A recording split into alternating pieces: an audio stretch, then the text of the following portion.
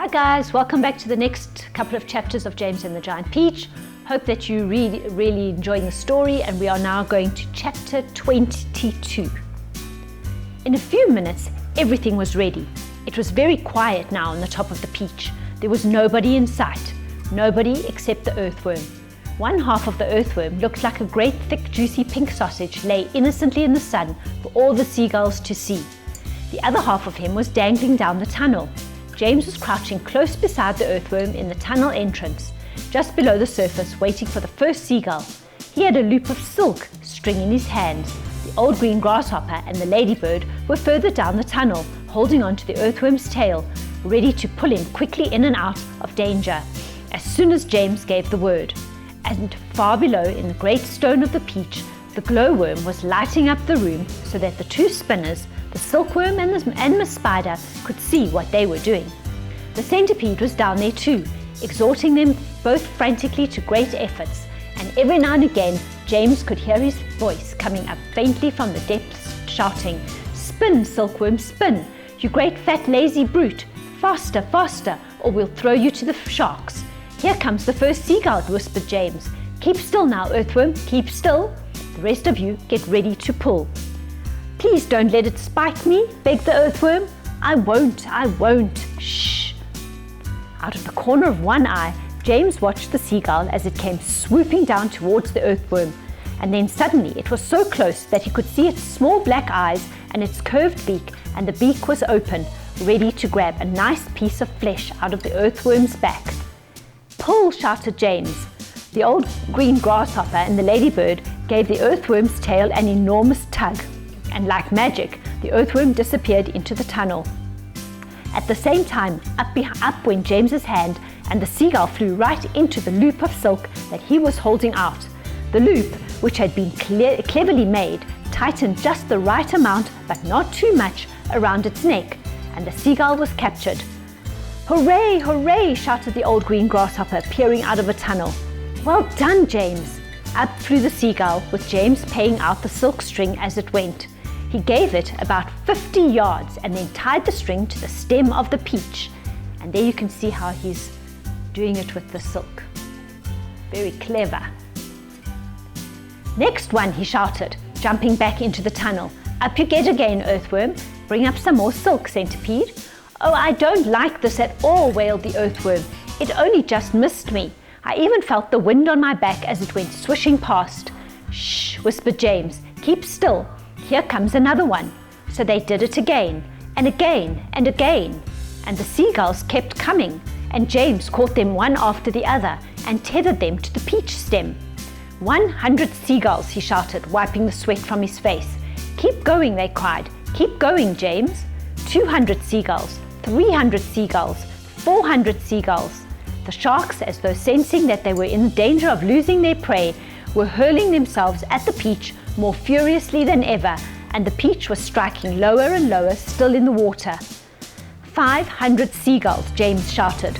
"Silkworm says she's running out of silk," yelled the centipede from below. "She says she can't keep it up much longer, nor can Miss Spider." "Tell them they've got to," James answered. "They can't stop now." "We're lifting," somebody shouted. "Now, no, we're not. I felt it. Put on another seagull, quick." "Quiet, everybody, quiet. Here's one coming now." This was the 501st seagull, and the moment that James caught it and tethered it to the stem with all the others, the whole enormous peach suddenly started rising up slowly out of the water. "Look out, here we go, hold on, boys." But then it stopped, and there it hung. It hovered and swayed, but it went no higher.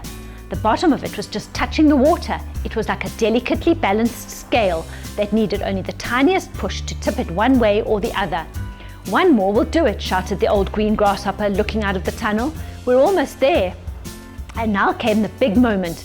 Quickly, the 502nd seagull was caught and harnessed to the peach stem, and then suddenly, but slowly, majestically, like some fabulous golden balloon, with all the seagulls straining at the strings above, the giant peach rose up, dripping out of the water, and began climbing towards the heavens. Chapter 23. In a flash, everybody was up on top. "Oh, isn't it marvelous? Isn't it beautiful?" they cried. "What an amazing feeling! Goodbye, sharks! Oh boy, this is the way to travel." Miss Spider, who was literally squealing with excitement, grabbed the centipede by the waist, and the two of them started dancing round and round the peach stem together. The earthworm stood up on his tail and did a sort of wriggle of joy all by himself. The old green grasshopper kept hopping higher and higher in the air. The ladybird rushed over and shook James warmly by the hand. The glowworm, who at the best of times was a very shy and silent creature, sat glowing with pleasure near the tunnel entrance. Even the silkworm, looking quite white and thin and completely exhausted, came creeping out of the tunnel to watch this miraculous ascent. Up and up they went, and soon they were as high as the top of a church steeple above the ocean. "I'm a bit worried about the peach," James said to the others as soon as all the dancing and the shouting had stopped. "I wonder how much damage those sharks have done to it underneath. It's quite impossible to tell from up here." "Why don't I go over the side and make an inspection?" Miss Spider said. "It'll be no trouble at all, I assure you." And there's the peach, up in the sky. James is very clever. And without waiting for an answer, she quickly produced a length of silk thread and attached the end of it to the peach stem. "I'll be back in a jiffy," she said, and then she walked calmly over to the edge of the peach and jumped off, paying out the thread behind her as she fell. The others crowded anxiously round the place where she had gone over. "Wouldn't it be dreadful if the thread broke?" the ladybird said. There was a rather long silence. "Are you all right, Miss Spider?" shouted the old green grasshopper. "Yes, thank you," her voice answered from below. "I'm coming up now." And up she came, climbing foot over foot up the silk thread, and at the same time tucking the thread back cleverly into her body as she climbed past it. "Is it awful?" they asked her. "Is it all eaten away? Are there great holes in it everywhere?" Miss Spider clambered up back onto the deck with a pleased but also rather puzzled look on her face. "You won't believe this," she said, "but actually there's hardly any damage at all. The peach is almost untouched. There are just a few tiny pieces out of it here and there, but nothing more." "You must be mistaken," James told her. "Of course she's mistaken," the centipede said. "I promise you I'm not," Miss Spider answered. "But there were hundreds of sharks around us. They churned the water into froth. We saw their great mouths opening and shutting." "I don't care what you saw," Miss Spider answered. "They certainly didn't do much damage to the peach." "Then why did we start sinking?" the centipede asked. "Perhaps we didn't start sinking," the old green grasshopper suggested. "Perhaps we were all so frightened that we simply imagined it." This, in point of fact, was closer to the truth than any of them knew. A shark, you see, has an extremely long, sharp nose, and its mouth is set very awkwardly underneath its face, and a long way back. This makes it more or less impossible for it to get its teeth into a vast, smooth, curving surface, such as the side of a peach. Even if the creature turns onto its back, it still can't do it, because the nose always gets in the way. If you have ever seen a small dog trying to get its teeth into an enormous ball, then you will be able to imagine roughly how it was with the sharks and the peach. "It must have been some kind of magic," the ladybird said. "The holes must have healed up by themselves." "Oh look, there's a ship below us," shouted James. Everybody rushed to the side and peered over. None of them had ever seen a ship before. "It looks like a big one. It's got 3 funnels. You can even see the people on the decks. Let's wave to them. Do you think they can see us?" Neither James nor any of the others knew it, but the ship that was now passing beneath them was actually the Queen Mary, sailing out of the English Channel on her way to America. And on the bridge of the Queen Mary, the astonished captain was standing with a group of his officers, all of them gaping at the great round ball hovering overhead. "I don't like it," the captain said. "Nor do I," said the first officer. "Do you think it's following us?" said the second officer. "I tell you I don't like it," muttered the captain. "It could be dangerous," the first officer said. "That's it," cried the captain. "It's a secret weapon. Holy cats! Send a message to the Queen at once.